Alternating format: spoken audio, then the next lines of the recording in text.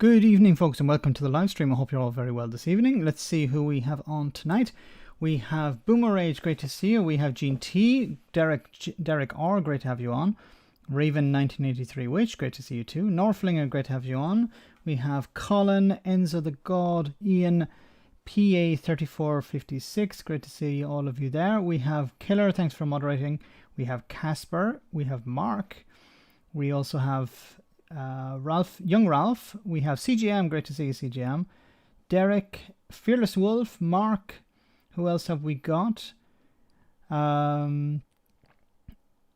Leslie, great to see you. We have Josh, Idiocentricity, I think I'm saying it right. Oraman, Leslie, Sam, Stephen, great to see you.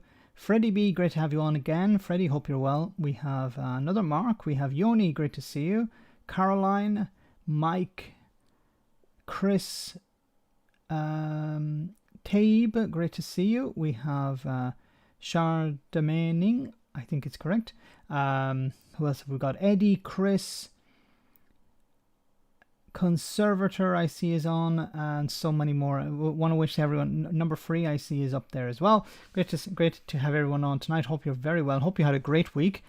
And of course, we're going to talk about the cost of living crisis and what the Tories are not doing about it. Boris Johnson is back at work, it seems. And we're seeing the two main candidates battle it out for the position of Prime Minister to replace Boris Johnson. Keep losing signal, folks, so I need to catch up tomorrow. Audrey, great to have you on, Audrey. Sorry about the signal. I hope to see you soon. Take care. Thanks for coming on anyway for a little bit. Leslie, hi Max from Scotland. Hi Leslie. Someone mentioning UBI. Oven ready recession, says Alan. Yes. What really I find annoying and frustrating about all of this is how Boris Johnson just doesn't give a crap. He's just spinning his wheels instead of actually grasping this and providing some sort of leadership. But of course, he's not going to provide any leadership. Reagan Elite, great to see you. Not the Alcy work. You cannot that work. Oh yeah, he went on holiday, didn't he? Yes. Whenever there's a crisis, Boris Johnson's on holiday, and when Boris Johnson comes back from his holiday to start dealing with the crisis, there are COBRA meetings, and he ignores them as well. Daily Blase, great to see you. Hope you're well. I'm still here, Max, and thanks. Oh, okay, sorry. Great to. Let's hope that you're able to stay on, even if you have a bad connection, Audrey. We'll stay until it goes again. Good. Boomer Age is saying this is time for a UBI. Yes. Max, why not call them what they are? Fascists. The Conservative Party are definitely going down that direction. I think they've already begun the path towards fascism. The type of language and policies that they're trying to push through, the language that they've been using in the debates, Liz Truss moving further and further to the right, even Rishi Sunak moving further and further to the right. Liz Truss really is somebody who's the demonstration of the horseshoe theory, moving from one extreme to the other. Tories have their leader debate in Perth this week. Loads of union members, I know, are heading up to protest, but don't expect to see it on the BBC. No, I don't expect that, Mark. BBC Scotland seems determined to protect the Tories, it seems, and there's a channel I follow on YouTube. I think it's Independent Scotland. I don't remember exactly the name, but they say that they have numerous clips. Maybe one of the moderators can post the link to the channel. They may know it, but it's a channel that highlights a lot of the hypocrisy in the media in Scotland, where Scotland doesn't actually have an independent Scottish wing of the BBC, for example. Less trust. I love that. I think it was somebody on James O'Brien's show that came up with that. Less trust. I think I'm going to start using that as well. It's a great name for her. Has he remarried already? Boris Johnson. What do you think of a UBI, Max? I'm a huge advocate, so if maybe somebody doesn't know, I'll just touch quickly on UBI. I'm a huge advocate for UBI. I had hoped that the pandemic would have ushered in a UBI. We saw the furlough scheme was hugely successful. Not for everyone, of course, but it did keep many people afloat during the pandemic where they couldn't go to work. And a UBI would work in a similar way. Just give it to everyone. Imagine during this cost of living crisis, bills are going up really, really high, very, very expensive cost of living. It's not just energy bills, but also food prices are going up, fuel prices are going up. Everything is much more expensive. And I'm going to touch on that a little bit later as well, how it's affecting industries as well. And of course, they're passing on their prices. There was a guy interviewed on, I think it was James O'Brien's show today, or he called in, sorry, he was a caller to the show, and he said that he runs a fish and chip shop, and his energy prices went from something like £6,000, or he's expected to go from £6,000 a year. So he spent £6,000 on energy. It's going to go up to 70,000. So that's of course unsustainable, and he'll have to lay off staff or they'll have to work something like a 3-day week. So it's not sustainable. And of course, those workers are going to earn less. They're going to have to rely probably on universal credit. And Liz Truss's solution, we'll just cut people's taxes. Yeah, but if people are working less, they're going to pay less in tax or not pay tax at all. Anyway, UBI, the idea that you would have a universal basic income, it would be a base, it would be a floor that people would not fall below. Everyone from the age of 18 until the end of their life would receive something like $1,000 if it's in the US, £1,000 in the UK, 1,000 euros if it's in Europe, in the EU, in EU's Eurozone countries, I should say. Something like £1,000, that would be delivered to each citizen every month directly into your bank account, not means tested. It would be universal. Rich people, of course, could give it away if they want, but it would allow people to keep their head above water. It wouldn't make people rich, of course, but it would allow people to keep their head above water.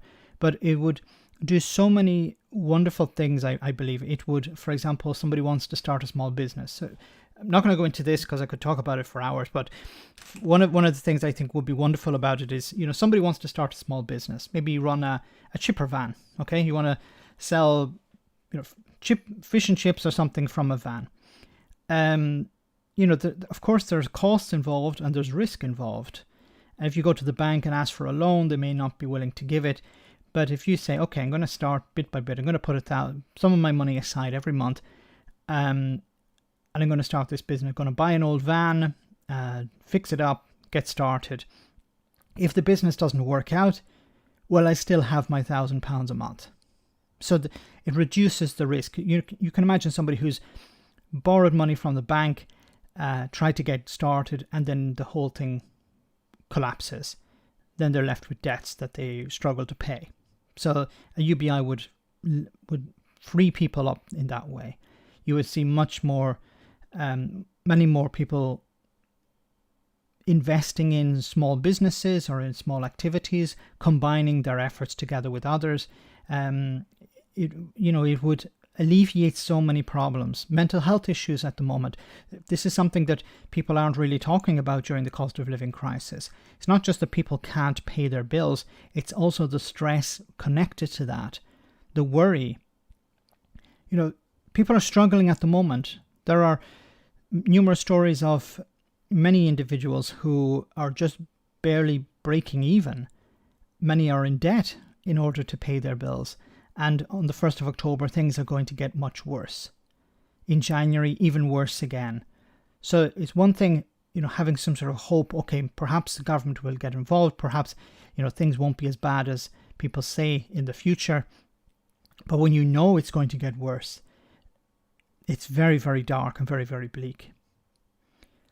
But I'm not going to talk too much about UBI. It's for another time. And I'd like to maybe get somebody on from an expert on UBI, maybe onto one of the Sunday roasts. That'd be great to have somebody on, an expert to thrash out the benefits and the costs and the pros and cons of a UBI, because I think it's important to look at also the problems with the UBI. And there are, of course, problems. But let's start off here with Liz Truss. Liz Truss defends energy firms, saying profit is not evil. Profit is not evil, but the problem at the moment is you have companies, wholesale companies. I think it's important to differentiate between the wholesale companies and the retail companies when it comes to energy. The retailers, many of these are struggling because they're buying their energy from the wholesale companies at a very high price, and they're trying to sell it to the public at a price where they can break even, where they can make a profit. Some of them are, of course, trying to make massive profits. Many of them are not able to do that, and some have actually closed down. They have gone bust. The problem, of course, is the Evil Manera. Thank you so much for that super chat. Here's some UBI for you. Thank you very much. Very kind of you. I'll talk about UBI more often then. That's great. Thank you so much for that. You're only been teasing us with the UBI video for years. I'm sure we can wait a little more for it, Max. Okay, I'm sorry. I did do a UBI video some time ago. It was maybe well over a year ago. I did do a UBI video. I'm sure I did. But we need to get an expert on, because I'm not an expert on UBI. I'm passionately supportive of it, but I'm not an expert. Profit or profiteering? Well, of course, the wholesalers are profiteering here. They're making massive profits, and they do not want the government to nationalize the industry, because this would, if the government nationalized the industry, as we saw in France, they would be able to bring down prices. They would be able to fix the prices and protect consumers. But Boris Johnson's government and the Tories in general don't want to do that. I think it's for two reasons. One, of course, is ideological. They believe that government should not get involved. This should be left to the market. But another, of course, is the fact that many of them are probably making money from this. They have maybe they have shares in these companies, or like Amber Rudd, they sit on the board of some of these companies or within these companies in some shape or form. So they have, in a sense, a conflict of interest. Anyway, it says here, the Tory leadership hopeful said windfall taxes on profits urged by some to fund help for households were about bashing business. What did Boris Johnson say about business some years ago? I don't remember. What was it? Tin pot is no Tory profit, Max. Tin pot? Who's Tin Pot? Is it Liz Truss? Thanks for that super chat. The Tumblink. I have to find out who Tin Pot is, unless it's Rishi Sunak or is Boris Johnson Tin Pot, or am I missing something? I just am an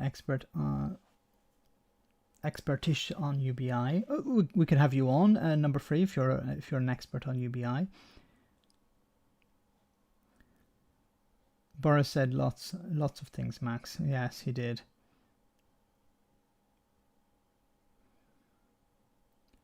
I think he said something business. He forgot business or something began with F.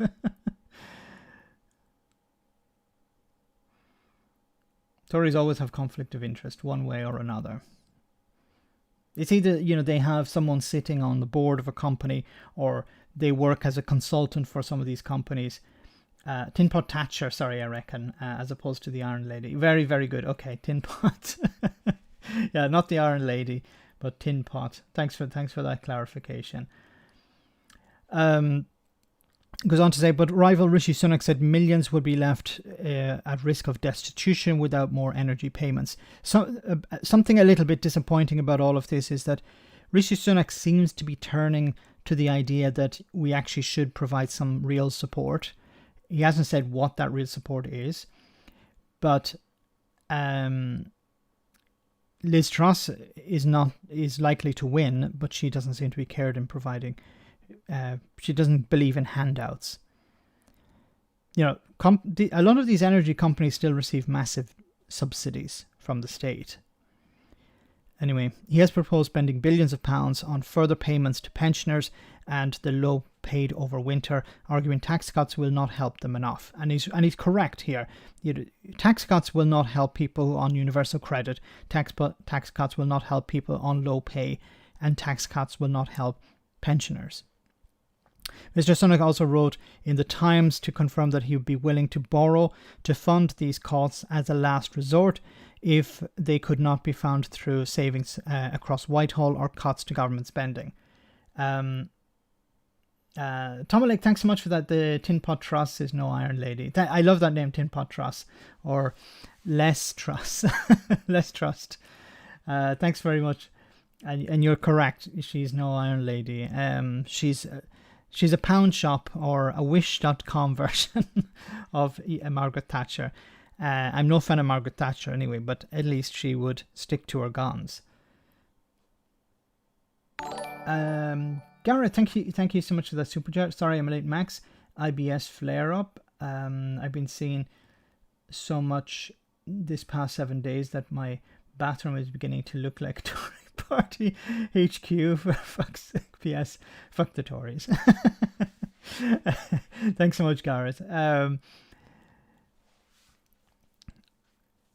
I hope you're joking there. I hope the irritable bowel syndrome isn't too severe. But yes, well, what's going on at the minute is definitely irritating. Pound shop Thatcher. It's you have Rishi Sunak, who's slowly turning to the idea that maybe we should actually help people, and Liz Truss, who's likely to win, just completely ignoring that reality. Now, the idea that also a problem here is that Rishi Sunak is talking about we may borrow, but I've heard that it's very difficult for the UK to borrow at the moment, and it's very expensive to borrow. So the solution they may go for is cuts to government spending, which is public services. So when they say about, we're going to cut government spending, it's about cutting public services. So they're going to stop support for people in other ways. In a way that Liz Truss was talking about, and this is something that pisses me off, nobody brings this up, the cut to the Green Levy, which is about £150 a month, sorry, £150 a year, I think it is, or someone can correct me, but it's about £150 either way. It's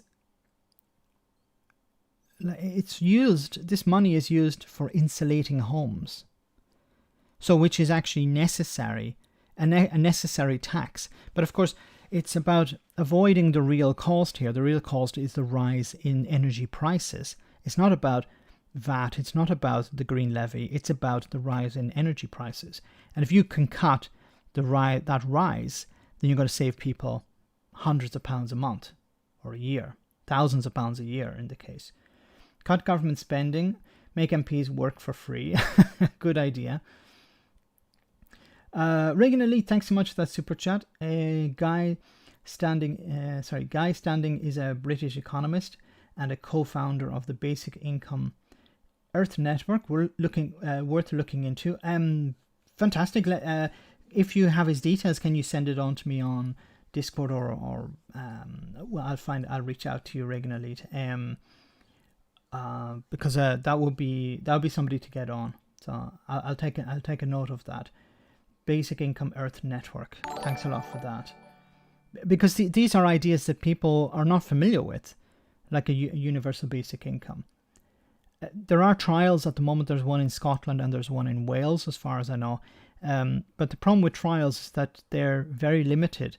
They're, they focus on a village or something like that, and the trial lasts maybe 6 months. That's not a real UBI, because a UBI is permanent and it has to be universal. It has to be all over the country. I understand, to get it going, to get a test, to get a feel of how it will work, you need to trial it. But the trial will always be a very pale version of the reality, because a UBI has to be universal. It has to be all over the country and to everyone, and it has to be permanent. That's one of the most important aspects of it. Thanks a million, Reagan Elite.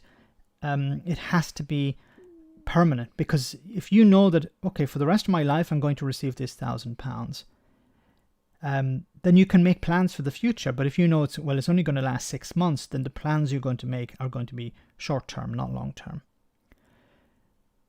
It would boost the economy. I don't even know how much, but it would massively boost the economy, because people would be able to make long-term investments with this. Sonic also wrote in the Times that, meanwhile, Chancellor Nadine Zawari, who has been on holiday recently, has said new cost of living policies will be ready to go when the Prime Minister takes office on the 5th of September. Okay, so you just have to wait almost another month. So people who are struggling at the moment, just wait another month and we'll have a new Prime Minister, and they're going to be ready to go with some new policy that will take another few weeks to get implemented. So just wait another 2 months. That'd be probably it, and then we'll have something that will be that may help you. Don't even know what this policy is going to be. So they said that they will have something, but they don't know what it is, and they don't know exactly when it will be rolled out, because it won't be rolled out when the Prime Minister takes over. I guarantee that. Speaking on a visit to the Airbus factory in Burton in North Wales, Mr. Zawari told broadcasters, "We're looking at all the options that are of what additional help we can bring in later on in the winter months. People need support now." The BBC has been told one option would include expanding the windfall tax on energy companies. The current windfall tax, also called the Energy Profits Levy, applies only to oil and gas firms, but there is also speculation about expanding it to electrical generators. Another thing with this policy, this windfall tax that the Tories brought in, was that they would allow exemptions if the companies promised to invest in renewable energy in the future. Yeah, we're going to invest lots in renewable energy in the future. Okay, then you're exempt from this levy. How best to respond to surging energy prices has become a key battleground in the contest to replace Boris Johnson as Prime Minister. Energy has come to dominate the contest in recent days, after prices were forecast to rise to more than £4,000 per year next year for typical households. Energy companies have posted bumper profits in recent months amid soaring gas and oil prices, prompting calls to tax them further to help with rising bills. And we see here, earlier this month, BP reported its biggest quarterly profit in 14 years, 8.45 billion or 6.9 billion pounds, while Shell posted a record profit of 9 billion pounds. So something has to be done. And you can see here, energy price cap forecast to rise to 4,200. Now this report is from 8 hours ago, so today. But I heard something on Twitter about bills going up to £5,000. I don't know if that's possible or if it's likely, but in Liz we must trust. I love these puns. How dizzy Lizzie like it. It's like they hate seeing any of us happy, even calm. That's correct, Josh. Although Sunak has proposed all these policies, he's working within a framework that is much weaker than it was even in 2010. Yes, of course, the elephant in the room here, of course, being Brexit. Brexit has made the economy much weaker and much more difficult to deal with problems like this. But we just don't mention Brexit, and then everything will be okay.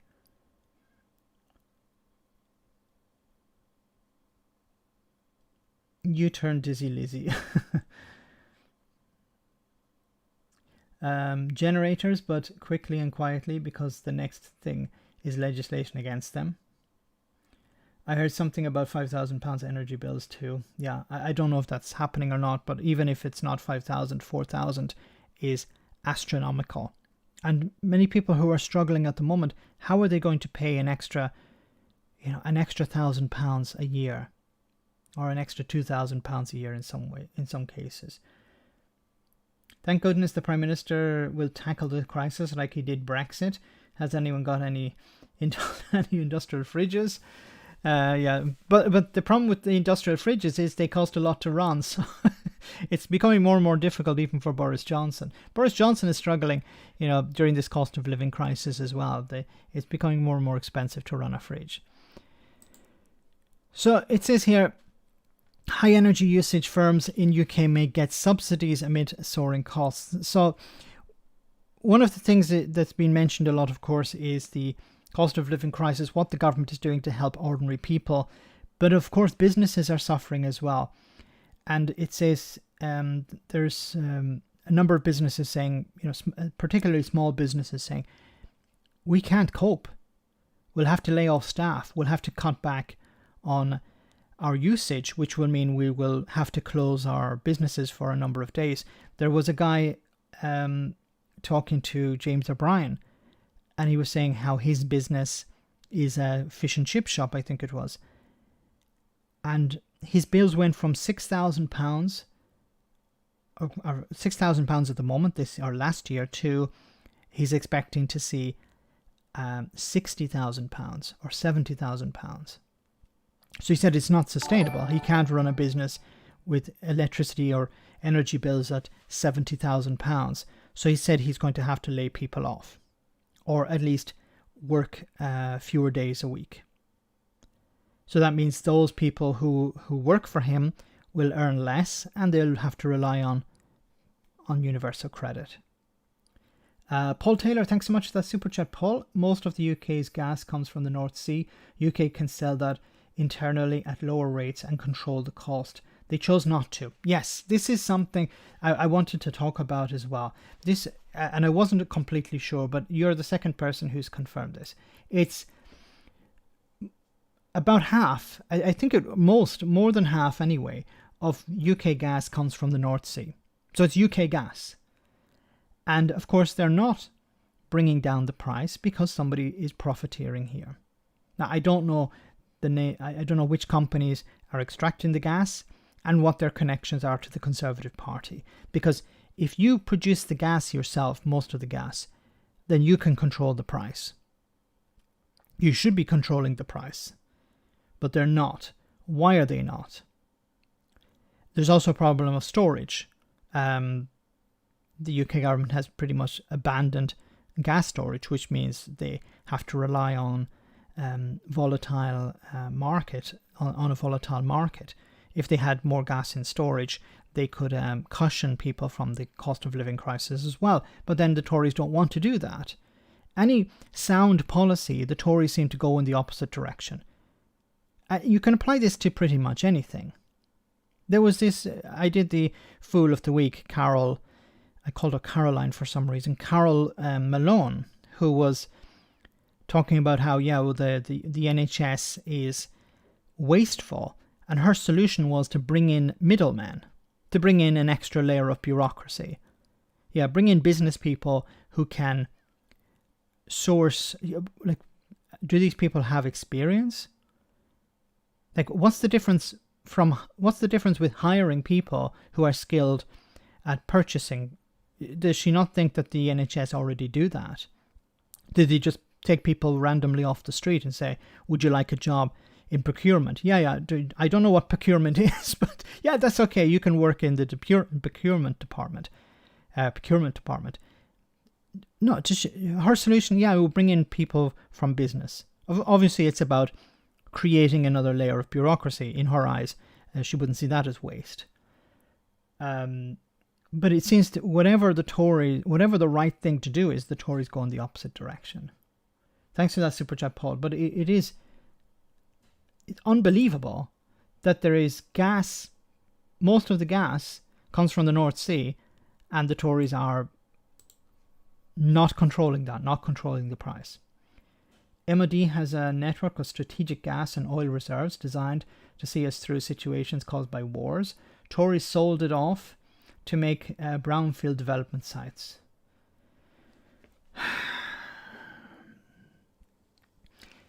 No DLC. I don't know what to say here.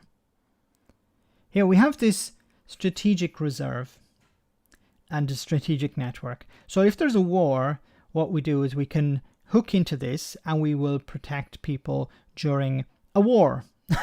And what did the Tories do? Actually, if we sold this off as a brownfield site, we could make lots of money. And that's what they did. And no one complained. That's the first I've ever actually heard of that. Scottish gas and oil. We don't store gas anymore. Health economics are perverse. The more efficient a health service is, the more funding it requires.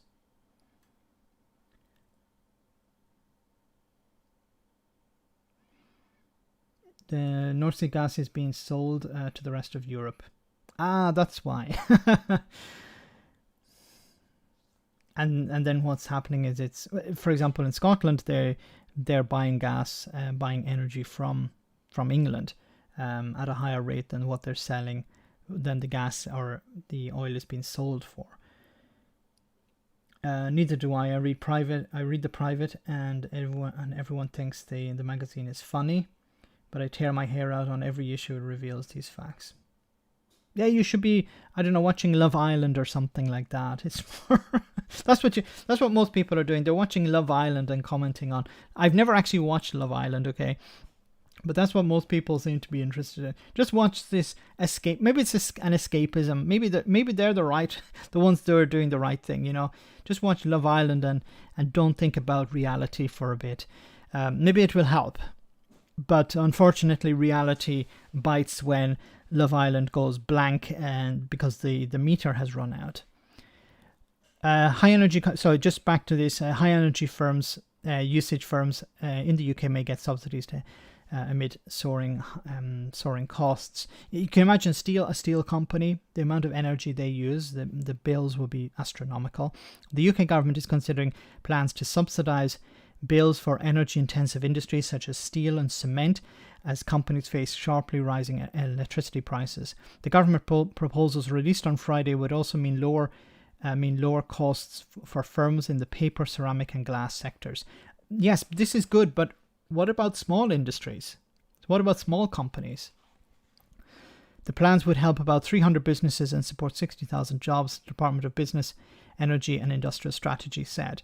Or they could nationalise these energy suppliers, and then wouldn't it be much cheaper, probably, instead of just giving these companies a subsidy. The latest intervention follows further targeted government support for high energy firms in April, and comes amid soaring costs in electricity costs and the prospect of a lengthy recession. If implemented, the support scheme would raise the exemption for businesses from certain environmental and policy costs. IS said the scheme reflected the fact that UK companies face higher industrial prices than those in other European countries, which is another big problem, because if energy prices are higher in the UK, it means goods are higher in the UK. So the goods that you want to sell, which makes UK businesses less competitive. So, once again,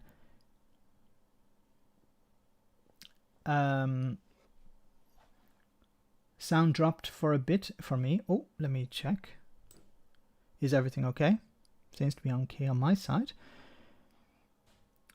Sound's back. Okay, apologies for that, guys. I'm not sure what happened there. Could be a YouTube problem. The Tories would sell the lifeboats on the Titanic whilst the ship was fucking sinking. For fuck's sake. For your information, I'd go for tungsten truss. You turn, who turn, to turn. Back again, slight hiccup. Apologies for that. Not sure what happened there. Yeah, it dropped for a second. Buffering? No, I don't think there's a buffering problem. Seems everything is okay on my side. Do small oil and gas businesses actually exist? Why do Scottish energy developers have to pay more to ship into the grid? No reason and no understanding about that. Okay, YouTube problem. Thanks for your concern yesterday. Hope everything's fine with you, Mega Hairy Bum.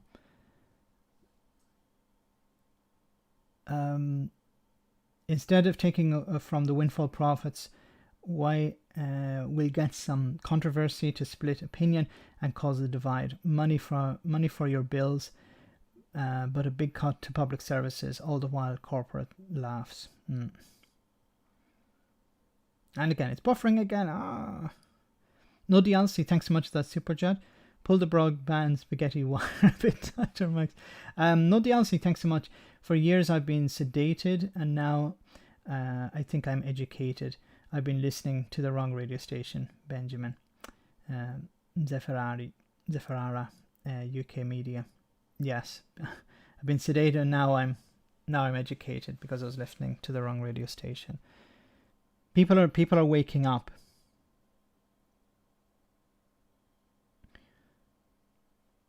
We must be very aware and prepare for shutting down democracy and holding on by force. Thanks, no DLC. I think people need to stop listening to the mainstream media. I think there's a big problem, of course, that there is this tailored version that, you know, like in Scotland, where they don't talk about independence really, and they criticize the Scottish government, and they don't present a real view of the problems of the Tories are creating in Scotland. Get your box, Scotland, and keep the taxes coming. Get in your box, Scotland, and keep the taxes coming. Does anyone have an opinion on the ferries not being in public ownership? I've never understood why most of the freight and passenger ferry are closed while the roads to Dover were not fixed. Yes, this is of course, there are many important industries that should not be privately held. They should be in public ownership. Ferries, for example, if there's a crisis, you need to get goods across the sea.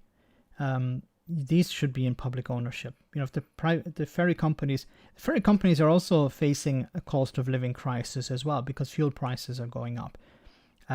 They have come down somewhat, but they also are impacted by rising costs. So not just fuel, but other things as well. So this subsidy could be a benefit for larger companies, but of course it's abandoning smaller companies to their fate. Boris Johnson admits cost of living support is not enough, but announces no new measures to ease the burden of rising bills. So yeah, there is a problem, but we're not going to do anything about it. It says here, Boris Johnson has admitted the cost of living crisis, has admitted that the cost of living support the government is providing is not enough. So yeah, we're not doing enough, but refused to announce any immediate measures to combat spiral household bills. Boris Johnson has doubled down on his remarks that it will be up to his successor, either Liz Truss or Rishi Sunak, to further implement energy policy, but stressed that there is more money coming. So it's a Boris Johnson promise that there's more money coming as Boris Johnson is going out the door. Now, I wouldn't believe anything Boris Johnson said while he was in number 10, but would anyone believe Boris Johnson when he's walking out the door and saying, yeah, I've left some money on the table, but don't come in and check. Wait until I'm out of the building and, in the car and down the road. Then you can come in and check if I left some money on the table. Asked if he believed the government package of support was enough, the Prime Minister told broadcasters, no, because what I'm saying is that we're doing, in addition, is trying to make sure that by October, by January, there is further support, and that's what the government will be doing. whoever is the Prime Minister is making sure that there is extra cash to help people. But we haven't heard any news about Rishi Sunak and Liz Truss sitting down together to agree something. Boris Johnson hasn't met with them to agree something. Even, like, the complete indifference here, Boris Johnson's cabinet has not met to discuss this crisis. If Boris Johnson was, maybe if it was his birthday, the cabinet would meet. But to deal with this crisis, no. So I don't believe for 1 second that Rishi Sunak and Liz Truss met with Boris Johnson to discuss this, to work out some sort of plan. Because Johnson doesn't care, and the other two are going in different directions. Because maybe Rishi Sunak wants to do some sort of package, but Liz Truss doesn't. So how are you going to convince Liz Truss that it's important to have a package in place if she doesn't believe it's a good idea? She thinks, oh, we just cut taxes. That'll boost the economy, and then everyone will be millionaires by this time next year. The money has started to come through. I think it is very important for people to understand. This is what Johnson said. Most people do not yet receive the help the government has already allocated. So over the course, why not? Why have they not received it? So over the course of the next couple of months, you will see about 8 million households getting around £326.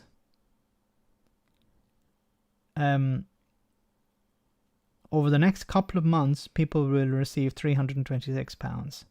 That's it.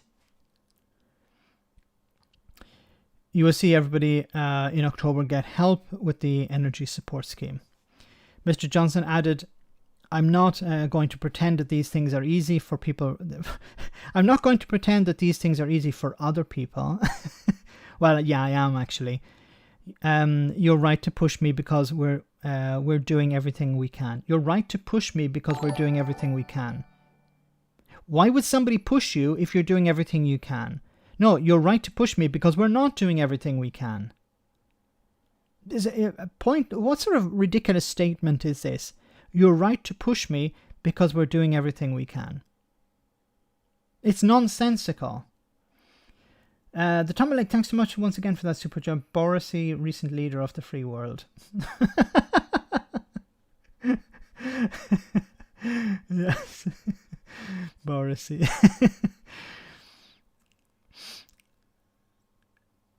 But what back to this, like, thanks so much for that, Borisy. You're right to push me because we're doing everything we can. Okay, but there's more money coming anyway as a result of the decisions being taken. There will be further help coming in October and in the new year. But how can you say that if you're leaving and you don't know who's taking over and you haven't met with those who are likely to take over? Once again, it's a Boris Johnson promise. It means absolutely nothing. The Prime Minister told reporters the public would have to wait and see what might emerge from the meeting on Thursday with energy bosses. So this is from yesterday. Nothing came out of the meeting. He just said, yeah, you better do some more to help people. And they went, yeah, whatever. And that's about all that came out of it. Nothing really. There was something about maybe some changes to allowing people to pay a little bit later, but I don't know the full details of that, but it's nothing really that beneficial. Joe Hogan, thanks so much for that super chat. Wow, keep up the good work, Max. Best from Joe. Thank you so much, Joe. Very kind of you.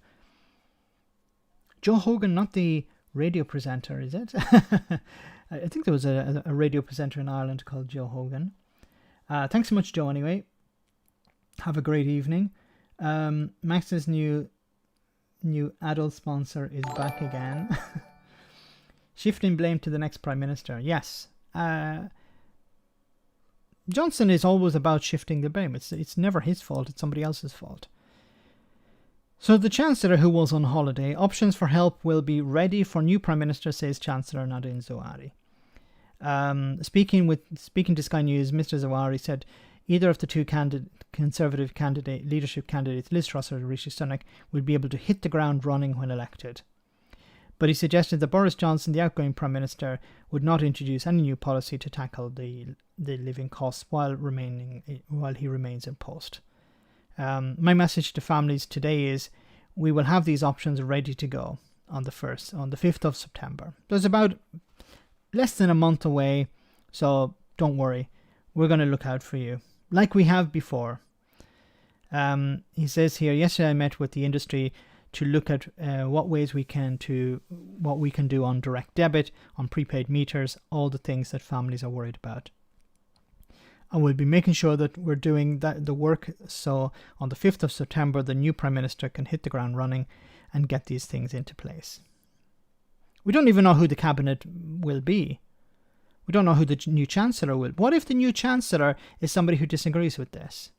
So what if you say, okay, here's a package that we're going to put in place, and you have a new Chancellor. The Chancellor is, I don't know, Nadine Dorries. She goes, no, I don't agree with this, and doesn't implement it. I believe in tax cuts. Mr. Fibble, thanks so much for that super. Great to see you again, Mr. Fibble. Haven't seen you in a long time. Hope you're well. Great to see you back. Very kind of you. Thank you so much for that. I don't know what you're rolling around about. Maxini OnlyFans. God. Gareth, thanks so much for that super chat once again. This leadership contest is a bit like Brexit all over again. Will there be a deal? What will it mean? What are the implications for us all? Uncertainty, Max. Yes, you have on the one side, you have somebody like Rishi Sunak who may be willing to do something. And then on the other side, you have tax cuts, tin pot truss. She doesn't know that tax cuts will not help ordinary people. And they won't stimulate the economy. Because the people who will receive them will just put them in their pocket. They won't invest it in the economy. And investment is going to drop over the next number of months, because who's going to invest money if you believe that energy prices are rising? Inflation is running at 13. Now, officially it's 13%. Some people have been telling me, Fact Not Fiction, for example, who runs a wonderful channel, he's talking about way over that, maybe even double, or maybe more than that. So, there are real costs, and businesses are going to hold off investment until things settle down. So tax cuts are not going to spur investment. You need stability. You need a growing economy if you want to see real investment. Won't help ordinary people who actually still believe the Tories want to help ordinary. No, yes. Give money to poor people and they will spend it. Yes, and that's another thing of a UBI. You give people money and they will spend it. The wonderful thing about a UBI is it will be spent in the local economy. I'm Welsh. You says I'm Welsh. Max, even Max County Longford ignores me. Oh, what? Sorry, did I miss your... Whoops, let me go back up.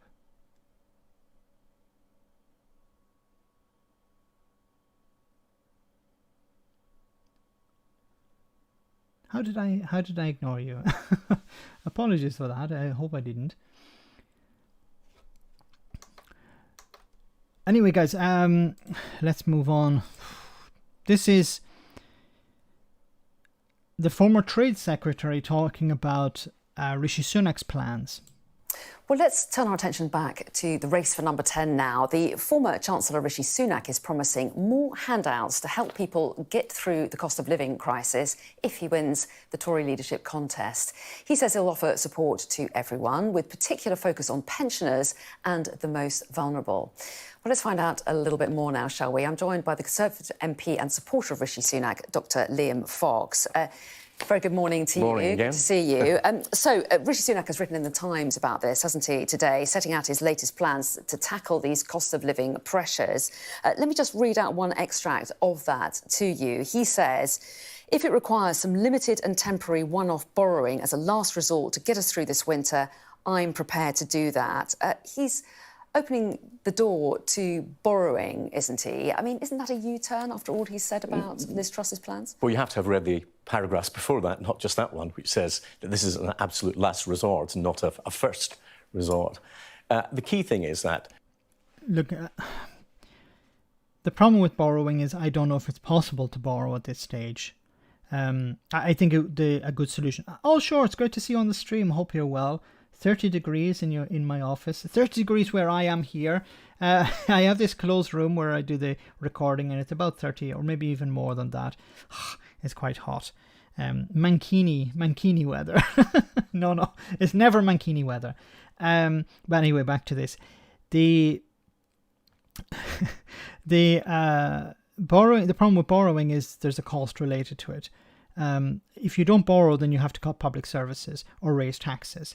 Look, there are a lot of people who are making huge amounts of money at the moment out of this cost of living crisis. You should be taxing those. But they don't want to do that. Global energy prices are remaining very high. And that's a result of the fact that global production has not caught up with global demand, because people who did the maintenance and the production, they suffered from COVID too. The people transporting the oil by sea, they had COVID too. So there's an ongoing disruption in the global economy. The question is are we going to protect the most vulnerable during that period? This is not a shift in policy towards borrowing in the way that I think Liz Truss's policy, which was to borrow to cut taxes, is a long-term shift. This is a response to a specific problem, and I think it shows that he fully understands what the most vulnerable in our society will be facing. And yet he has spent weeks trashing Liz Truss's borrowing plans, hasn't he? Saying that it's immoral to pass the burden on to the next generation. So he's undermining his own argument. Not at all. I've just explained why. Because what she's saying is let's borrow money to cut taxes in the hope that it will stimulate demand further. Well, the problem at the moment is demand is already outstripping supply, which is why we've got inflation. What he's saying is let's try, first of all, we've got the windfall tax. Look, I'm not a fan of Rishi Sunak, okay, and unfortunately, I think looking at the two candidates, Mr. Fibble, thank you so much for that super chat. Another role. You're enjoying yourself, Mr. Fibble. Not too much, I hope. Thanks so much for that. Very kind of you. That's for hacking the heat. Thank you. Thanks a lot. Yeah, it's just if I leave the door, we have air conditioning, but if I leave the door open, you're going to hear all sorts of noises. Okay? Some of you probably heard some of the noises before, so I have to keep the door closed. But the consequence of that is it gets very hot in here. But don't worry, I'll survive. The weather's getting a little bit cooler now. August is normally quite hot in Italy anyway. But anyway, I'll do what do. Thanks once again, Mr. Fibble. Very kind of you. Love the name, Mr. Fibble. Haven't seen you in a long time, so it's good to see you back. But the thing about tax cuts, about borrowing is, it's either you borrow or you cut taxes, or you raise taxes, or you cut spending. But Liz Truss is talking about either cutting spending and cutting taxes. She's talking about, we can save money somewhere, but, you can't save money. What savings can you make? Laying people off to make savings will just add to the problem, because you'll have a whole wave of people who are not able to survive then, because they've been laid off and they'll have to rely on universal credit. There's also an issue of redundancy. The government would have to pay billions of pounds in redundancy payments if they laid off a load of people. Where are you going to get the money for that? Number 3, thanks so much for that super chat. Gary Economics said the demand is from the wealthy. Yes, well said. Gary, great to have Gary on again. There has to be a tax on wealth. There has to be a tax on these massive incomes. Why are the ones at the top not taking, paying their fair share in tax at this moment? Because they donate to the Conservative Party, because they are members of the Conservative Party, because they basically run the Conservative Party. That's why they're not being touched. On the energy companies, then let's look at public. Anyway, let's move on. Some of the responses, of course, there's been a demand for Keir Starmer to stand up and speak. He's been very quiet over the last number of weeks. He's received a lot of criticism over that. So it seems they've come up with something. Garrett, thanks so much for that super chat. Heat is woke. Stop being woke. Stop wokey cookie. You're sounding like a Tory, Gareth. Or at least was it Gammon Brexit News viewer? Or Talk TV, whatever you call it. Vote Blunder Truss, sorry, your continuity candidates. Cayman Islands. Close the loopholes to the Cayman Islands. That would bring in a bit of revenue. Make Buckingham Palace an Airbnb. Yes. Well, it belongs to the state technically, so they could sell it off in some way. We're seeing some of Rishi's coronavirus business interruption loans and business bounce back loans go unpaid as companies declare themselves insolvent, and he's still lobbying them for support. My God. Wood speaks. So Rishi, Keir Starmer has been called a piece of wood. Anyway, it says here, Labour pledges to scrap outrageous premiums for energy prepaid meters. Not the showstopper I was expecting, not the, attention-grabbing headline I was expecting, but it says here, Labour said it would eliminate the premium that means people with energy prepaid meters are often on low incomes are charged more than they are on direct debits. So this would help a little bit. So if somebody's on a prepaid meter, they're normally paying more than somebody on a direct debit. Many people go with the direct debit because it's for two reasons. It's cheaper, but it's also, at the end of the month you pay your bill, or the end of every 2 months you pay your bill or whatever, and you don't have to worry about putting money in a meter or topping up a card. About 4 million domestic customers use prepaid meters, and their price cap is about 2% higher than for direct debit customers, according to figures from Ofgem. Prepaid customers would pay about £84 per annum more than direct debit customers in the October to December quarter, and £100 more in the January to March quarter if the prepaid price cap continues to be set at current levels. Okay, but this is good, but it's not going to fix the problem. Yeah, you have a bill of £400. We're going to knock £84 a year off it. Okay, that helps a bit, but it doesn't really help me out a lot. Gareth, thanks so much. 2 heat waves, 1 referendum. I'm kidding, obviously. 2 World Cups. Was it 2 World Wars, 1 World Cup? No, 2. 2. And 1 European Championship. Property tax. That's Starmer, always willing to take Derek's stance.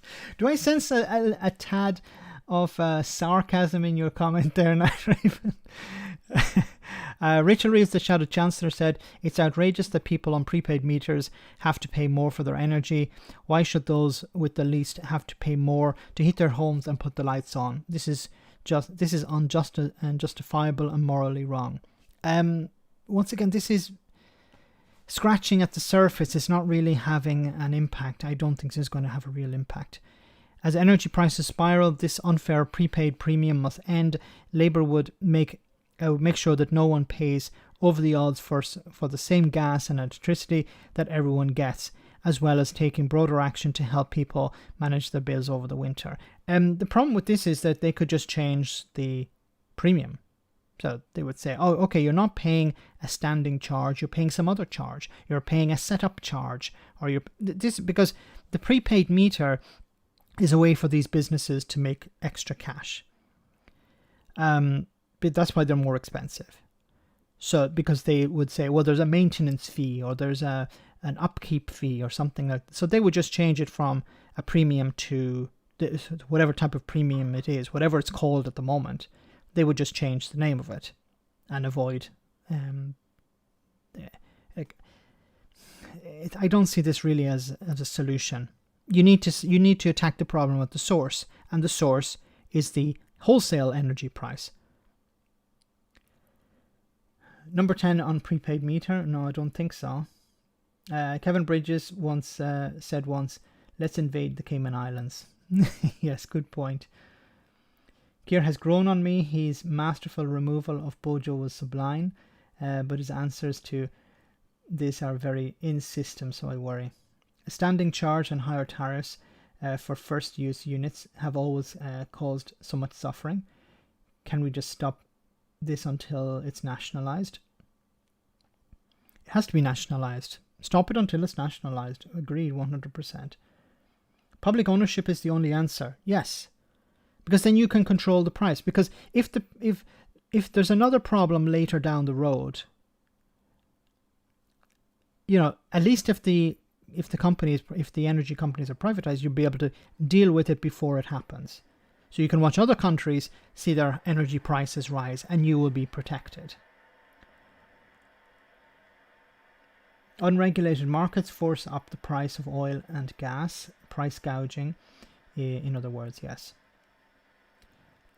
Keith Red Tory.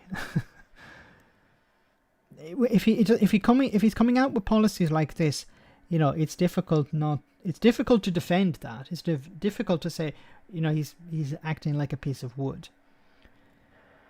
The Shadow Energy Secretary Ed Miliband has also been involved in the work, which will be published ahead of the 26th of August price cap announcement from Ofgem. Other interventions on the broader cost of living crisis are expected to be made by Starmer in the coming weeks as inflation runs at a 40-year high. What's taking so long? Or are they they want to release it at a particular time? Like, they could release it now. They could release, this is what we're going to do. This was what we would be doing. But they don't want to release it at this time because they want to have maximum impact. I don't know. But people are concerned, and people are saying, who's on our side? Because you can't rely on someone like Mick Lynch. He's the head of a union. He's not a politician. I agree with 99% of Mick Lynch has to say. I think he has some very obvious blind spots when it comes to Brexit and the EU. But on the cost of living crisis, he's 100% correct. On the struggles of workers, he's 100% correct. But he's not a politician. He's not the leader of the opposition. The same with Martin Lewis. Martin Lewis is a money-saving expert. He's not a politician. It's not his job to provide solutions to these problems. Like a politician, I mean, presenting policy. He's there to help people out, to switch tariffs, to find ways to save money. But once again, he can't be the one doing the heavy lifting here. It should be the politicians. Paul, thanks so much for that. Super great to see you on the stream once again, Paul. I said the Brits aren't French. What is your take on the chances of civil unrest?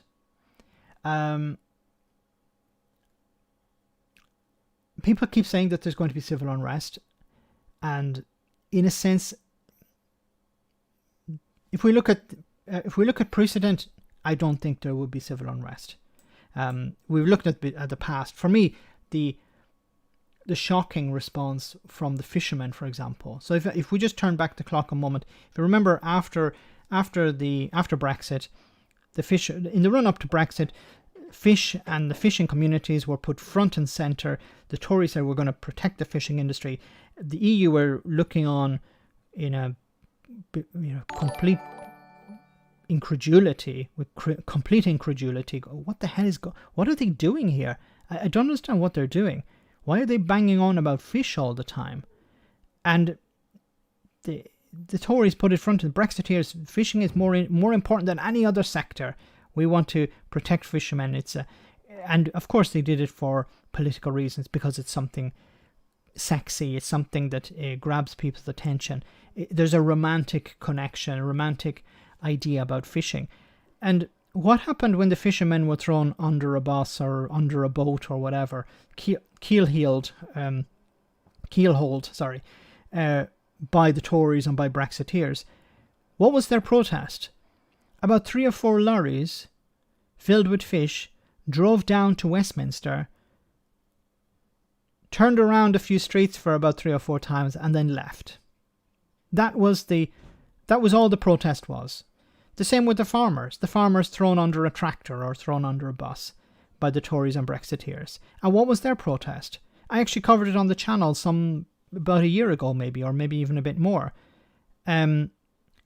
They drove a few tractors through a town, a village more than a town, on a Saturday afternoon, and they drove past the Tory Party HQ, the Tory Party office, in that town. I think it was Sunderland, no, Sutton or Sunderland, I don't remember the name of the town.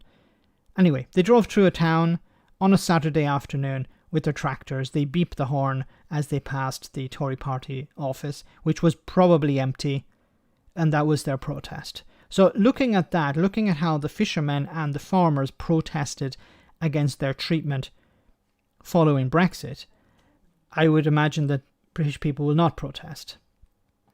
But then this is different, because yes, your farm would be damaged and your fishing industry would be damaged, but you would be, the damage is long term, and it's not going to be in some cases it was immediate, but it didn't affect everyone the same way. This is different. This is going to affect so many people. And if people can't pay their bills, many people will not pay their bills. And what will happen is they will be cut off, or they will get into some sort of debt. And if people are cut off, for example, they're not going to stay at home. They're going to go out onto the streets. And if it's coordinated, then it can have a real impact. But if it's just people complaining, I don't think it's going to have any real impact. So I think there is a possibility of civil unrest, but if it's not organized in some way, if there aren't leaders, it's just going to be it'll have no impact whatsoever. And of course, you have to also remember how powerful the right-wing media is in the UK. It doesn't have the same impact, for example, in France or other countries. So the right-wing media will turn on anyone protesting against the Tory government. So there'll be people who will be complaining about not being able to pay their bills, and they'll be described as scroungers, as lazy, as bad with money or whatever, unable to handle their money. They'll be described as socialists, or people who are just trying to bring down Liz Truss's government or whatever it is. That's how the right-wing media will brandish them. That's how they'll tar them. That's my fear. If it's organized, it could have a real impact. And it has to be organized along with the unions going on strike. So general strike along with massive protests. That could have an impact. But these things have to be well organized, and they have to be and it's very important that they are consistent. What I mean by that is there is a constant, continuous level of protest, because you've seen before how there's a massive protest, and then after a few days people just go back home again, and its impact is reduced. So I went on for a lot there. Enough is Enough is one of these protest organizations. They could be ones that would organize a massive march, but it has to have a goal, and it has to have a real impact. They have to disrupt the government in a sense. Claire Sweet, thanks so much for that super chat. Great to see you on the stream, Claire. Hope you're well. Max, in Northern Ireland, there's no basic charge on a prepaid meter. I have one, as it helps me keep track. How come they can't do that in Britain? Probably because of the... I don't know if these policies are devolved to Northern Ireland, these are reserved powers or devolved powers in Northern Ireland. I imagine energy is not, but how the energy is distributed could be. I'm not sure, but I would imagine there's some political reason why in Britain the prepaid meter has an extra charge, while in Northern Ireland it doesn't. Each part of the UK operates in a different way. So I imagine there is some different rule in Northern Ireland, but I'll definitely look into that, because it is interesting why Northern Ireland has a different setup to the rest of the UK. Thanks for that super chat, Claire, and great to see you on. Hope you're well. Stay well. Need a leader of the opposition to the opposition. It's probably that plump SNP bloke. Do you mean Ian Blackford? The rest is politics. Roisin, thanks so much for that super chat. Very kind of you. Hope you're well tonight. Gareth, once again, thank you so much. They sent a Tory MP tractor bomb. That's one way of protesting. Not sure what sort of impact it'll have, but it may raise a few eyebrows along with other things. I'm going down into the gutter along with Gareth here. When I hear Martin Lewis, I think of Dean and Jerry. Just showing my age, I suppose. Jerry Lewis, yes. That's quite. I don't know how old you are, but it's definitely showing the age. No, I'm joking. There will be civil unrest. The reason being is the cost of living crisis is going to affect millions. There is no comparison to the Brexit fishing example. That's a good point. But I hope that it is that whatever protests do take place, that they are well organised and that they are focused and that people are there for the long haul, because the Tories know that if people will be angry for a bit and then after a few days, most of the people will leave because they will see, well, we're not actually achieving anything, and it has to be long term. That's what it has to. That's what it needs to be in order to achieve its goals. I didn't actually have a break. Well, I think we'll just go to the end for tonight. Like button smash. Thank you so much, Cavan Lad. Anyway, let's move on. This is Labour's plan. Well, it's not really Labour's plan. It's just news about a plan. So there's not really much point talking about that. I just want to talk a little bit about this story from The National in Scotland. It says here that, according to The National, we told how the First Minister wrote to Johnson. So this is about, wait to hear this. So the First Minister of Scotland, Nicola Sturgeon, wrote a letter to Boris Johnson asking for an emergency meeting with the devolved governments of the UK. So the executive in Northern Ireland, the First Minister, although, well, okay. There isn't an executive sitting at the moment because of the DUP. The First Minister of Scotland, Wales, and of Northern Ireland, along with Boris Johnson, were supposed to sit down and have a meeting. So it says here, we told how the First Minister wrote to Johnson last week and demanded an emergency meeting of the devolved government heads and the UK government over the cost of living. At the time, Johnson was on a luxury honeymoon break at the Eco Hotel in Slovenia. She told the caretaker Prime Minister that a planned meeting of the Intergovernmental Council for September will be brought forward to deal with the fast deteriorating situation. In a lengthy letter, the First Minister demanded that the Council meet as soon as possible to discuss steps to help the most vulnerable and plan for the winter months. The four-nation group is made up of the heads of the UK, Scottish, Welsh and Northern Irish governments. In his letter replying on Friday, so Johnson eventually replied to this, he wrote, "Thank you for your letter about the increasing pressures being faced by families across the United Kingdom due to the rising global prices. The government understands people across the UK are worried about the rising cost of living and are seeing their disposable incomes decrease as they spend more on the essentials." Okay, so I'm going to start off by stating the obvious. Johnson then details several policy announcements already made by the government previously, such as the £1,200 financial support for the most vulnerable households and the £400 energy bill discount for households set to come in October. Okay, so can we meet for an emergency meeting? People are suffering at the moment. Look how much we've given them. Okay. Their face tells you everything.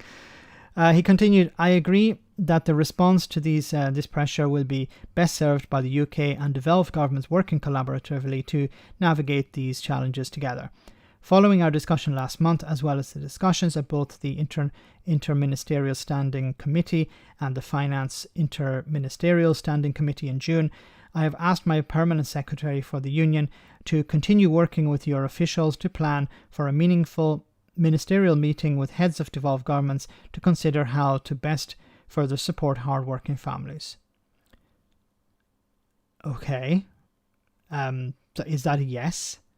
Johnson then signed off the letter without suggesting a date or time frame, adding, "Thank you once again for raising this important issue with me." It's almost as if it was a member of the public wrote to Boris Johnson and that was it. So there is no plan. Can we have a meeting? Yeah, I'll get my permanent secretary to contact you. So no. So there will be no meeting. Now, one of the responses from the Tories is, especially on the far right, they say Nicola Sturgeon is doing nothing to help the people of Scotland. Well, she's tried to organise a meeting with Boris Johnson to bring forward this meeting that they normally have, bring it from September to now, and Boris Johnson has basically said, don't call me, we'll call you.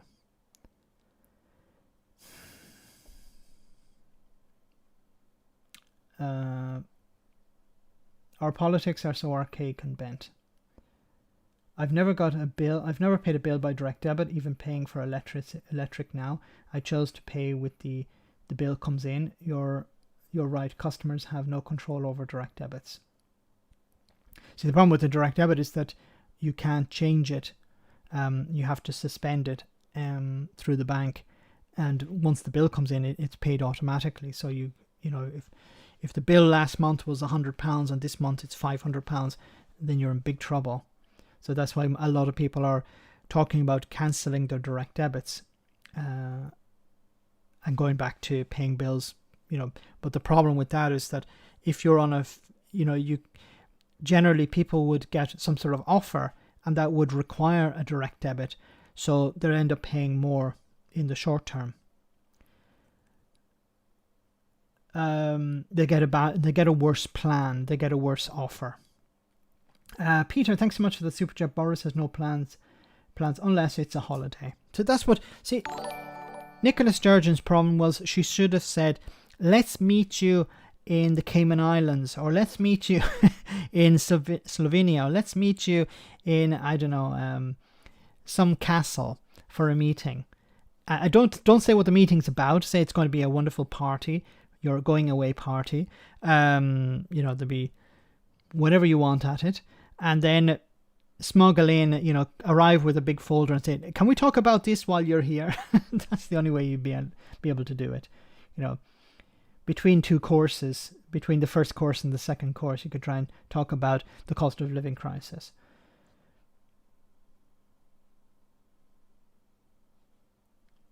Busy Lizzie wants to take full control. So this is, I just want to show you this. This is Eddie Mayer, a big fan of Eddie on LBC, and he's just taken a few calls from, he's describing, calls that he has received, or messages, he has received from the public about the struggles they're going through. Let's reflect more on how our listeners are dealing with the current cost of energy crisis and the one that we know is coming. Lisa says, "It appears that Boris has washed his hands of this country. He's still Prime Minister. If he isn't carrying out the duties, he shouldn't be being paid." Adam, "I honestly can't believe this is happening in one of the richest countries in the world. We're in a national crisis. What the hell is going on? Remember Boris Johnson was talking about the fastest growing nation in the G7.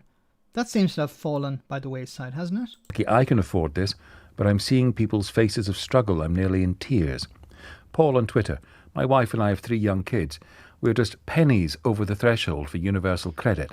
We're just surviving, but there's no way we can afford another increase. We've decided to cancel the direct debit and continue to pay what we're currently paying." Julie on Twitter, "Well, I'm in a bit of trouble. I take home £1,200, my rent is £660. I'm on a prepaid meter for both gas and electricity. It's already over £150. I have to get to work 2 buses there and back. I've recently dropped my hours from 50 to 35 because I was so very tired." And it's just going to get worse. I don't like to be talking doom and gloom here, but what are people supposed to do? This is why it's necessary that there's some response.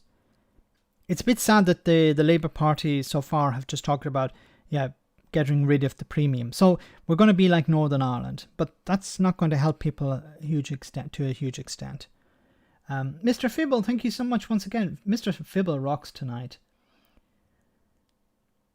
Thank you so much for that. We need a comedy break. Yes, a comedy break. Exactly. So we'll have a comedy break and then we'll get back to the serious stuff once again. Yes, well said.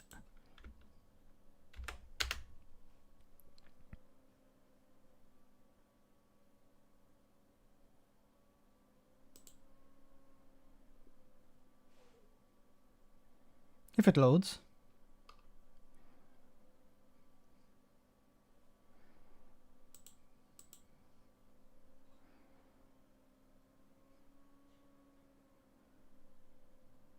Oh, what's the problem here? From County Mayo was in Dublin. Okay, this journalist, so as an Irish journalist, reading a court talking about a court case, and just how she manages to keep a straight face is unbelievable. Kenny, an off-duty Garda from County Mayo, was in Dublin for the All-Ireland final when the alleged incident occurred. Whilst chatting with friends on Talbot Street, he was suddenly struck on the buttocks. Upon turning around, he saw the accused, Robert Montague of Bram Stoker Crescent, whom he said had adopted a martial arts pose. Mr. Montague was heard to say, "What are you bleeding looking at?"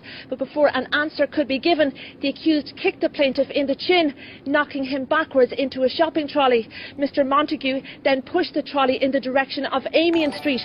Upon reaching Connolly Station, he removed the cowboy hat the plaintiff was wearing and urinated in it before placing it back on his head. The plaintiff said of the experience, "It frightened the shite out of me altogether, Lord Jesus." For his part, Mr. Montague told the court, "Them coaches is always here, all over the place, like cattle they are. Smell a shite off them." The case continues. I don't know if you understood most of the language there, but most Irish people would. And kudos to this journalist for being able to keep a straight face. So, just in case you didn't understand, so there was an ex-police officer, or an off-duty police officer, I don't remember, who got his buttocks touched. He turned around and there was a guy he stood in a martial arts pose, and the guy says, "What the feck are you doing?" or something.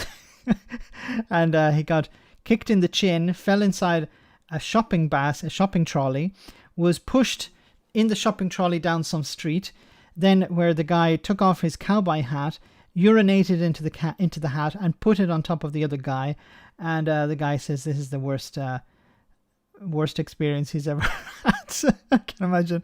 And what was the last part? Something about culches. Culches is a derogatory term for people from the country. So Dublin people use it to describe people from the country. They call them culches. So there are too many culches in Dublin, and it smells like cow shit. But the funny part is the journalist not laughing. Anyway, Gareth, thanks so much for that super chat. Did you see Eddie Mair roasting Ian Duncan Smith on LBC? I did, yes. Well done to Eddie once again. Ian Duncan Smith, obviously living in another reality. And of course, he's a supporter of Liz Truss, so whatever this idea. We'll just cut taxes, that will sort things out for people. Fabio, thanks so much for that super chat, Fabio Grasso. Thank you so much, very kind of you. Proud to be a culchie. Hey, Evelyn. Me too. Northern people use it too. Okay, I didn't know. Culchie pride. Okay, let's move on. So there is some positive following, this cost of living crisis.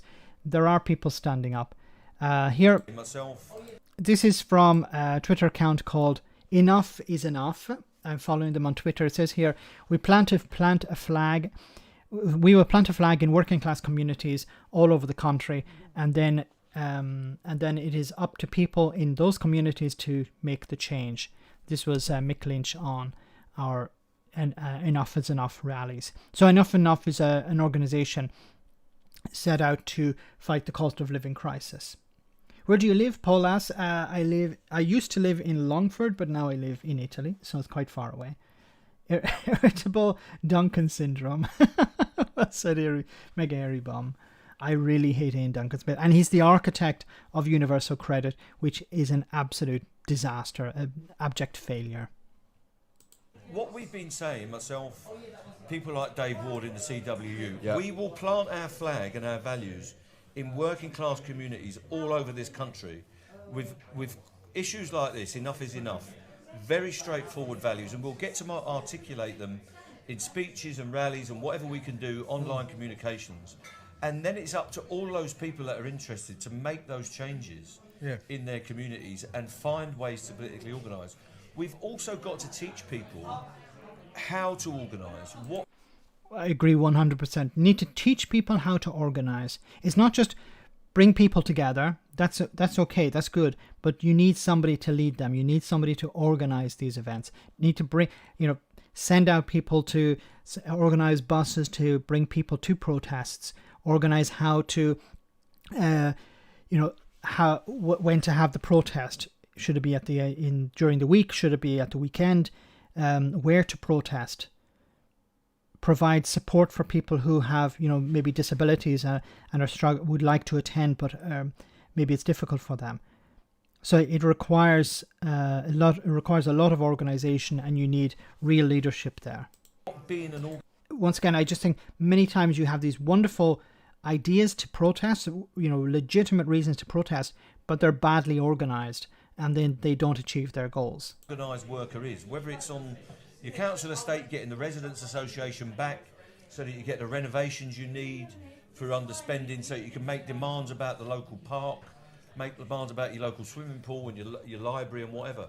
We've got to teach people how to do that again, because a lot of it's been lost. Taken off from, And then when people have done that and they're successful or get stimulated by it, they will educate themselves and we'll educate each other and we'll roll on to other ideas. I think a big problem over the last number of years is how we've become so isolated from each other. More and more people are, I don't want to interact with people, the rest of the world. I just want to, deal with my own issues. And, in a sense, the government benefit from that, because if people are not organised, it's very difficult for individuals to stand up. But if people are organised in groups, they give each other support, then it's much more successful. It's much better way of dealing with these types of crises. And, if enough people turn out, it's well organised and it's focused, it can send a real message. It can send a strong message to the government.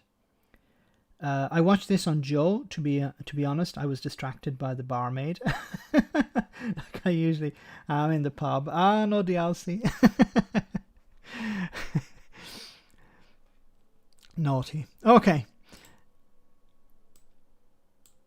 Just a little bit more on the enough is enough. It says here the cost of living protest to launch across the UK. Enough is enough campaign garners 300,000 sign-ups with 50 rallies planned next week across Britain. So things are moving.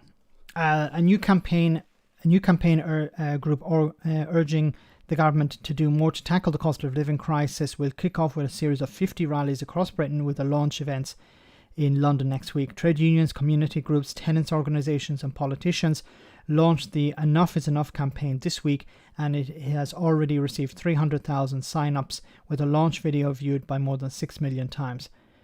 There's always another crisis, and there's always workers who pay the price. And it's always workers who pay the price, says Dave Ward, the General Secretary of the Communication Workers Union, CWU, who, along with Mick Lynch, the General Secretary of the National Union of Rail, Maritime and Transport Workers Union, will speak at the first rally on Wednesday evening at the Cheltenham Grand venue in South London.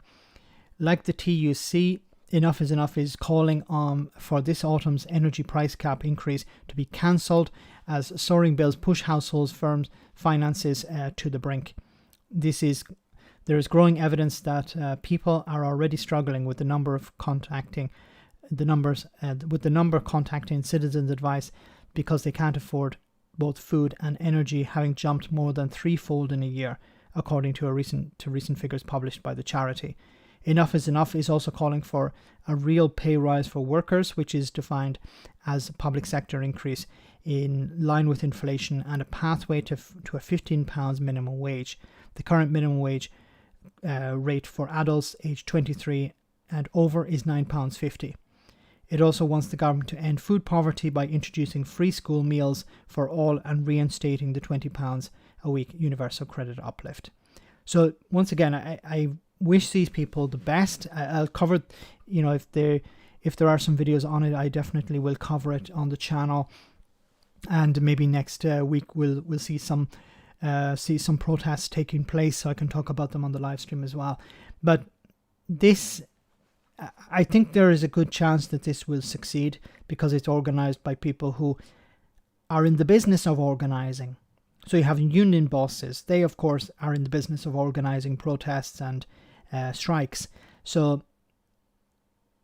will it succeed in getting the government to change its course? I don't know. But it definitely will raise a concern for the government that people are standing up and people are not just going to roll over and take whatever abuse that they are expected to take. The Yellow Jackets in France proved that people do not need to learn how to organize, they know. Tonton, thanks so much for that super chat. As far as I know, they extracted significant concessions from the government. So then, of course, France is a different country from the UK. So it's important that the public support these. It's important that that the right-wing media don't just get away with demonizing the protesters, as they try to do on every occasion. Enough is Enough only happens when large numbers of middle class are affected, it seems. We've had people living on the streets for ages. Well said, number 3. And you're right. You are completely correct there, that these things don't really have an impact. People don't really stand up and listen until the middle class are affected. The middle class are now seeing their wages frozen. They're seeing the price of everything they buy go up, and concerns for the future. When it was the poor and the working class, they were ignored. Now that the middle class has been affected. And we have to also remember, the middle class are the ones who come out and vote. And many of them vote Tory. And if they're being affected, it's a big concern for the government. Keir is the complete opposite of Corbyn. When the heating costs rise, the temperature will rise in every individual. I hope that's true, Sarah. I think it will. Need a good socialist party to get behind. Labour just don't cut it anymore. Not sure, Max, what you're talking about. Not talking about the Ford report. What do you think? I haven't read the Ford report. Shame on me, I haven't read it. I just read some of the snippets about it and how there was a toxic policy within the Labour Party against Corbyn. And I've said this before. The problem with the Labour Party is that you have two factions within it, and both factions are, it seems, more interested in winning internal power than external power. They would prefer to maintain their position within the party than actually win power, real power. They're not interested in running the country. They're more interested in running the party. And I think it's detrimental to the country, because what they should be doing is working together, putting their side. Whoever is in charge, if Corbyn is in charge, then you have to get behind Corbyn. If Starmer's in charge, you have to get behind Starmer. I understand people have been burnt by this infighting, but at this stage, I understand many people are upset. But the alternative is what at the moment? The alternative is the Tories. Liz Truss, who's probably worse than Boris Johnson. Because Boris Johnson is fascist light. Liz Truss is full-on fascist. When the middle class realise that they're also working class, and so the disabled and many pensioners. Solidarity is vital. Agree 100%. Enough is enough needs to get more people, not just online, but word of mouth, people on the streets and talking about the issues. Yeah, this is something that people can do. Talk about it. You know, if you're in the pub, I know most people are not going to pubs anymore because of the cost of living crisis. But if you're in your workplace, talk about enough is enough. It's important that it's not just online, because life online is very different to real life. And I think it's important that there is growing support for enough is enough on offline as well, and because offline is where the marches will take place. Online has an impact, yes, but it's not enough. So guys, we're almost at the end of the stream. I just wanted to say a massive thank you to everyone who came on. Thank you to everyone who sent a super chat, greatly appreciated. And thanks to the moderators for doing a wonderful job. Before we finish, we have our one for the road. I'm sure I'm certain you will enjoy it. I'll bring it up now. And if you're a patron, remember you have access to Discord, and I'll see you after the show. That has caused outrage. I'll see you after the show. So enjoy this first of all. The supermarket Asda has caused outrage this week and been accused of shaming poorer customers by putting its new value range in bright yellow packaging. Our correspondent Jonathan Goodenough has more. Yes, the bright yellow packaging has been called humiliating and even a poverty marker. By who? I'm sorry? Who called it that? Was it a politician or a charity for people on lower incomes, or maybe someone who works in a food bank? No, I think possibly it was some random person on Twitter. Right, and that's the story, is it? It certainly is. What else do you have for us? Well, there was fury last night when it turned out that a bookshop was having trouble delivering books. Fury? Yes, people were furious. Which people? Loads of them. Who were these people? Several, I thought you said loads. Several loads of random people on Twitter. Okay. And there's been a massive backlash against a famous actor for something he said in an interview. Backlash? Yes, it was a big old lash, and it was going backwards fast. From who? What's that now? Who was the backlash from? I'll just have to check my notes. Let me guess. Some random people on Twitter? Possibly. Are you actually a journalist? I'm sorry. I mean, all you seem to do is scour social media to find a handful of possibly not even real people who've disagreed with something, and then try and make out that's a big deal when nobody really cares. And then by reporting on it here, we turn it into a story. That's not the only thing I do. And we just create more anger and division in this country, which is already pretty irate. I've got a new one. Viewers enraged by news anchor's on-air disrespect of correspondent. Says some random person on Twitter? No. Says my mum on WhatsApp. Thank you, Jonathan. Next up, as Rishi Sunak admits that he didn't know how to use a contactless card machine whilst Chancellor of the Exchequer, and Liz Truss attacks the media for correctly reporting her words, we ask, out of all of the possible people who could be Prime Minister in this country, how have we managed to narrow it down to the absolute worst two? The absolute worst two, yes. Well said, Matt. And of course, he was perfectly demonstrating here the Express newspaper.